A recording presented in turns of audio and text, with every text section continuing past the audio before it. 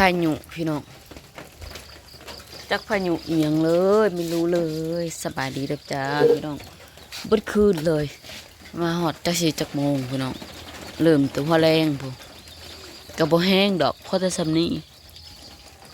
ลูกเป็นอย่างเนาะได้เจ็บบ่เนาะทุกท่านสบายดีกันหมดทุกคนสมองสมบูรณ์เด้อจ้าพี่น้องพายุมักสีขาวยามนี้พี่น้องยามเขาออกเขาอีหยังนี่แหละยามดำนี่เห็นมีน้อย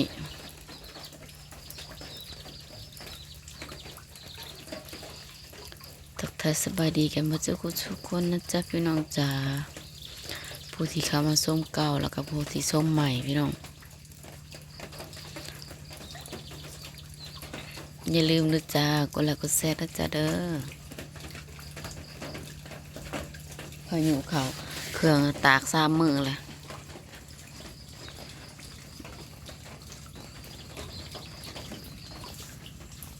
บ่มีแดดจักดีมีแต่ครึ้มกับฝนกับพวกสิแห้งดอกพอแต่ซ้ำนี่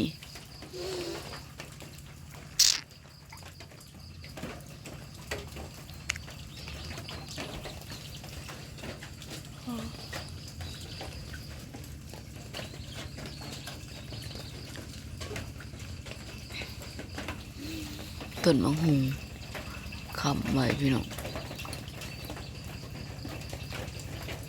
อากาศเย็นได้นี่หนาวแล้วลมโบยมาบริปอโทหนาวเจืองครับงากระทินก็สุดลงพี่น้องสุดลงเลยมันนักน้ำฝนข้างแถวใบแถวนั้นมันก็นักมันก็อวยลงต้นกระทันกันคนเราได้ต้นกระทันใหญ่ไว้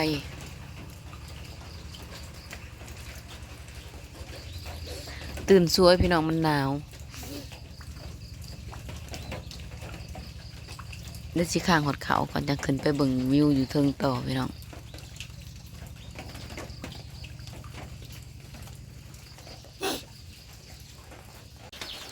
ว้าอีม้าหน่อยลงมาแหละว้าอุ้ยชิมาหนาวแท้นี่พ้นตกหาแต่ทางไปพวกนี้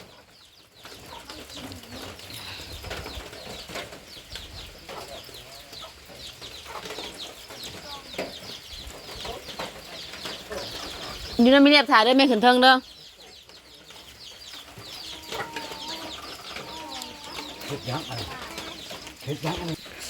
หนาวเด้ป้าแม่หนทางบ่มาโทรบ่แม่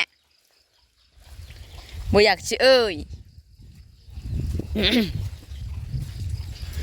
ไม่อยากจะ เอ้ยเลยกับถนนหนทางไปขึ้นไปเบิ่งมุมเก่าครับพี่น้อง ฝนตกยามใดก็ได้แต่ยิงกล้องออกเบื้องนั่นเบื้องนี้พี่น้องเอ้ยหนาวเด้เสื้อแขนยาวกับบ่เองเห็นกับบ่ว่าเอ้ยเห็นแล้วพี่น้องโอ้เหนื่อยนอนพี่น้องนี่มันลุกแต่เศร้าพี่น้องนะมันตื่นก่อนแม่อีกเครื่อง3 มื้อเลยบริไขประตูกว้างเลยพี่น้องไขประตูออกได้บ่ได้มันหนาวนี่ก็เปิดประตูได้บ่วะ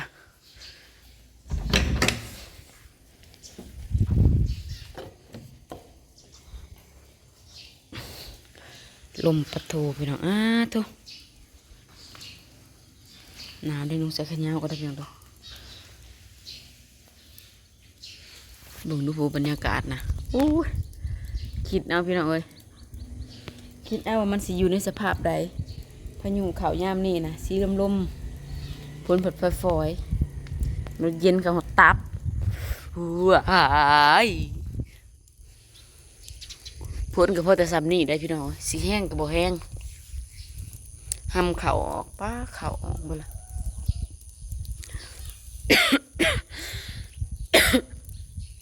โว้ย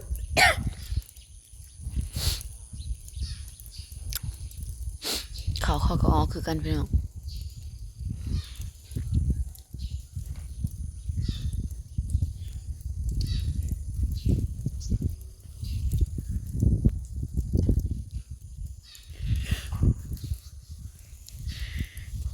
เราสิเปิดน้ำจะพูยลืมละ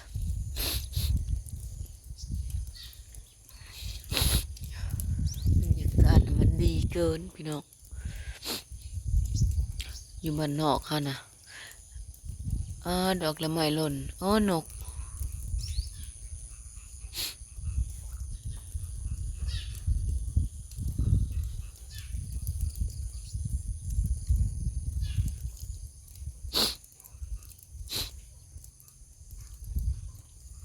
โทรไปถามเรื่องการสอนพี่น้อง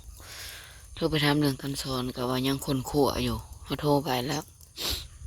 ยังเพิ่นยังคนขั่วอยู่ยังส่งรายชื่อขึ้นแขวงถามเพื่อฟังคำตอบว่าสิได้หรือบ่ได้ชุดก่อนน่ะก็25 คนก็ติดแต่9 คนพี่น้องชุดนี้ก็20 คนอีกบ่ฮู้ว่าสิติดจักคนพังเบิ่งว่าเฮาสิติดบ่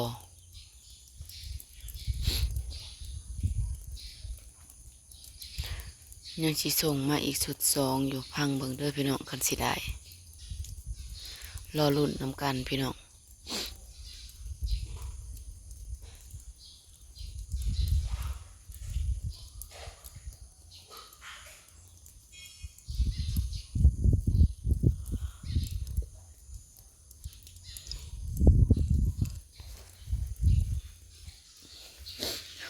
มุมสูง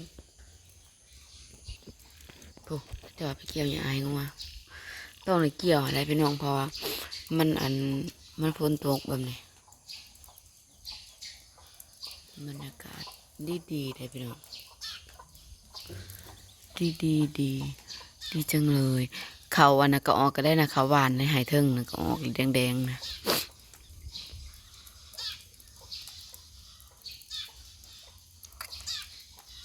ผุยบ่พ่อมันพี่น้องผุยบ่พ่อมันก็เลยเป็นอย่างนั้น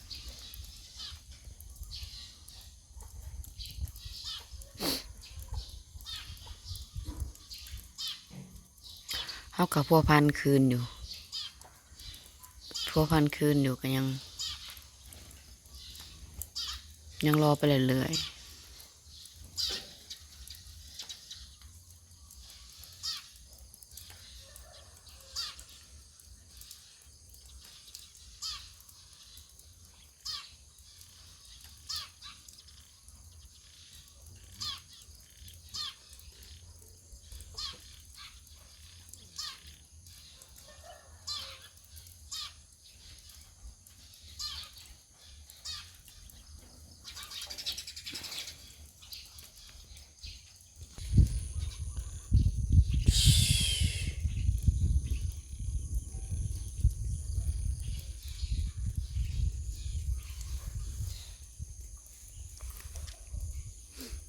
จนหน่อยก็เป็นสีทองเลยขาวลองนี่ก็ออกลาแล้วได้นี่นะโอ้แนมไปนี่ออกไปเลยครับพี่น้องก็จะเห็นหรอก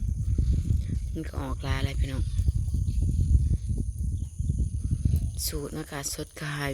เต็มปอดเลยพี่น้องสูดเข้าไปเยอะๆจนสะบั้นล่ะ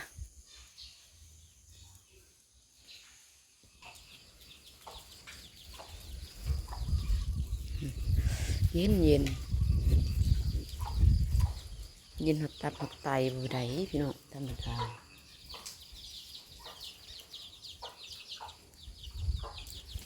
เพิ่งจะแห้งยุค่ะขั้นสิกู้กับมันเหม็นบูดก็เลยตากลมให้มันคักๆก่อนตากลมไว้ให้มันคักๆก่อนพี่น้อง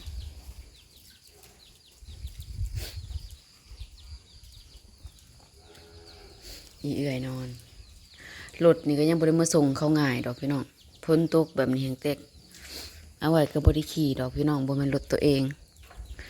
บ่แม่นรถเฮารถเขาเอาไว้เฮาก็บริลงไปขี่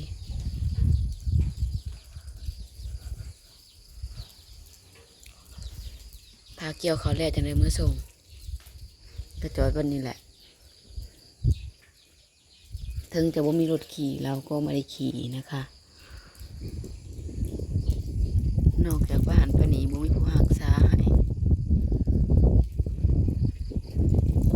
จะเขาสิส่วนกันภาษาอีก2ไม่รู้เอาเบิ่งทางพระพ้นฟอยสาวใครได้แหละ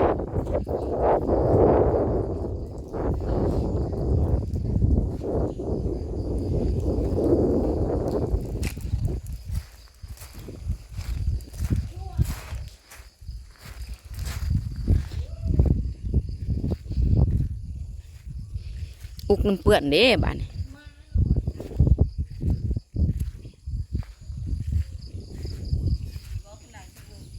จักตื่นเตะเด็กๆผู้ขี่กระเดือนขึ้นแล้วเบิดแล้วฝนนี่นะเน่เห็นแม่ผัดสลาบหายบ่ลูกบ่อย่าพาวอย่าพาวอย่าพาวอู้มาเบิ่งหนทางบ้านข่อยนั่นละดูฝน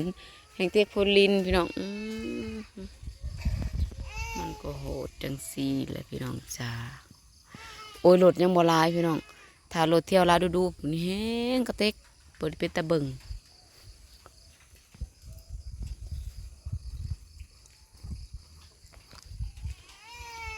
ปุ๊ทางเขาเรือนของเขาอ่าอ่าฝนตกมันบ่แห้งเลยพอๆกันคลิปใหม่เลยจ้ะเด้อไปแล้วนะจ๊ะพี่น้อง